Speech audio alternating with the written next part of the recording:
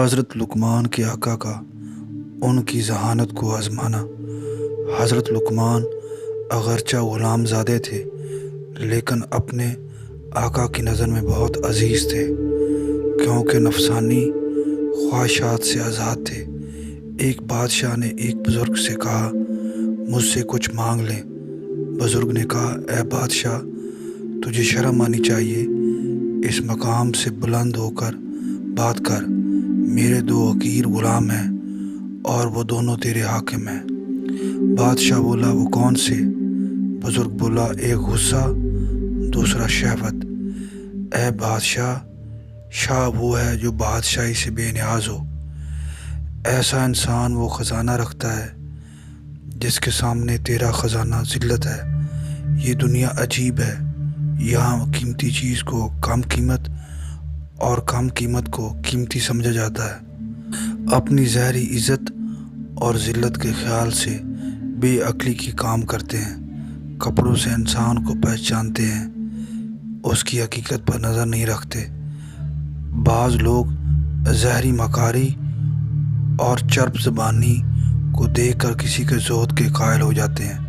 کسی کی حقیقی طور پر پہچاننے کے لیے نور قلبی درکار ہے، جس کے ذریعے بغیر بات کیے اور کام دیکھے انسان کو پہچانا جا سکتا ہے۔ کامل پیر پر مرید کے دل کے احوال منکشف ہو جاتے ہیں۔ جس طرح خیالات انسان کے دل میں گھس جاتے ہیں، اسی طرح اللہ کا خاص بندہ بھی دل میں گھس کر پوشیدہ احوال جان لیتا ہے۔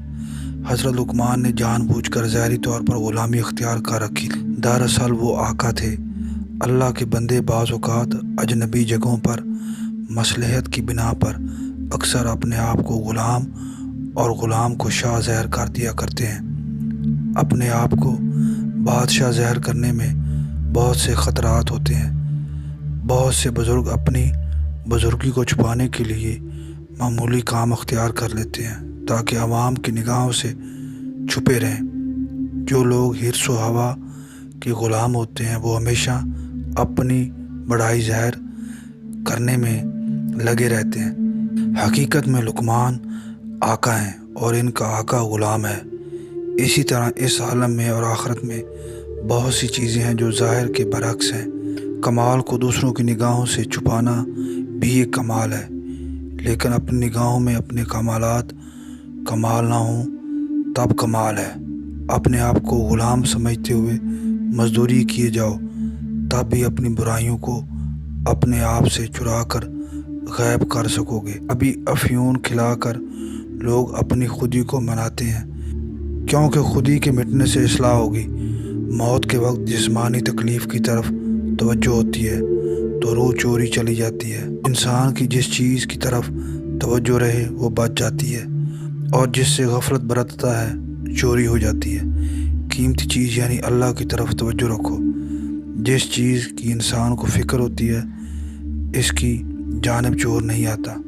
تاجر کا مال پانی میں گرنے لگتا ہے تو وہ قیمتی سامان کو قابو کرنے کی کوشش کرتا ہے۔ اللہ کی محبت قیمتی چیز ہے، یہ ساتھ جانی ہے، اس لیے اس کی حفاظت کر۔ امتحان کرنے والوں پر حضرت لقمان کی بزرگی ظاہر ہونا۔ جب حضرت لقمان کے آقا نے ان کو پہچان لیا تو ان کا غلام بن گیا۔ محبت کی وجہ سے ان کا جھوٹا کھاتا، جو وہ نہ کھاتے اسے ضائع کرا دیتا۔ ان کی محبت سے مستی حاصل کرتا تھا۔ تحفے میں کہیں سے خربوزے آئے، آقا نے لقمان کو بلایا، اپنے ہاتھ سے ایک کاش کاٹی اور لقمان کو دی۔ وہ اسے شکر سمجھ کر کھا گئے۔ چونکہ انہوں نے خوشی سے کھایا تھا لہٰذا آقا کاشیں دیتے رہا۔ وہ 17 کاشیں کھا گئے، ایک بچ گئی۔ جب اس نے کھائی تو کڑواہٹ سے منہ جل گیا۔ تھوڑی دیر بے چین رہا، جب ٹھیک ہوا تو پوچھا، اے جان عالم، تم نے اس قدر کڑواہٹ کیسے کھا لی؟ کیوں نہ کوئی عذر کر دیا کہ نہیں کھا سکتا؟ حضرت لقمان نے فرمایا، تیرے سخی ہاتھ سے اس قدر اچھے اچھے کھانے کھائے ہیں، مجھے شرم آتی ہے اگر تیرے ہاتھ سے ایک کڑوی چیز نہ کھاؤں۔ اگر میں ایک کڑوی چیز پر واہ ویلا کروں تو مجھ پر لعنت ہے۔ تیرے محبت بھرے ہاتھ نے خربوزے میں کڑواہٹ چھوڑی کب تھی۔ محبت کی وجہ سے کڑوی چیزیں میٹھی ہو جاتی ہیں، کانٹے پھول بن جاتے ہیں، قید خانہ چمن بن جاتا ہے، آگ نور بن جاتی ہے، محبت کا ڈنک شہد بن جاتا ہے، محبت سے گھر روشن ہو جاتا ہے، محبت مردوں کو زندہ کر دیتی ہے، بادشاہ غلام بن جاتے ہیں۔ یہ محبت بھی سمجھ کا نتیجہ ہوتی ہے۔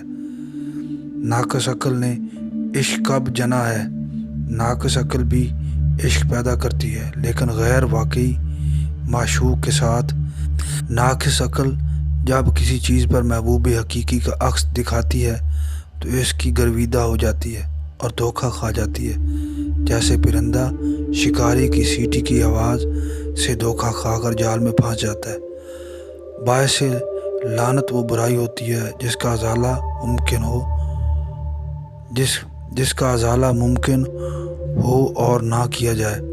بے عقل انسان عاقلوں کی صحبت میں رہ کر عقل حاصل کر سکتا ہے۔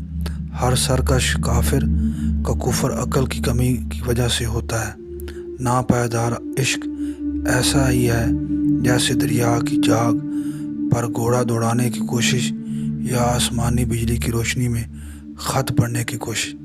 عقل وہ ہے جو انجام پر نظر رکھے، نفس کو تا اندیش ہے، فوری فائدے کا طالب ہے۔ اگر انسان وسواس قلبی میں مبتلا ہو تو ان کے در پہ نہ ہو، بلکہ یہ مراقبہ کرے کہ یہ وسوسے بھی اللہ کی جانب سے ہیں، تو وسواس کی نحوست ختم ہو جاتی ہے اور عروج کی سعادت حاصل ہو جاتی ہے۔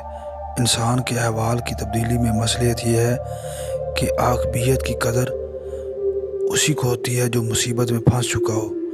قرآن مجید میں ہے، دائیں بائیں والوں یعنی جنتیوں اور دوزخیوں سے آگے گزر کر سب کو یعنی مقربوں میں داخل ہو جاؤ۔ عقل کامل ہو تو ایسی ہو جیسی حضرت ابراہیم علیہ السلام کی، جو کہ دشمنوں کی آگ میں بھی آخرت کا منظر دیکھ رہے تھے۔ جسم کی دنیا غلامی میں مبتلا کرنے والی ہے، سوائے اس کے جو خواہش نفسانی سے بچا۔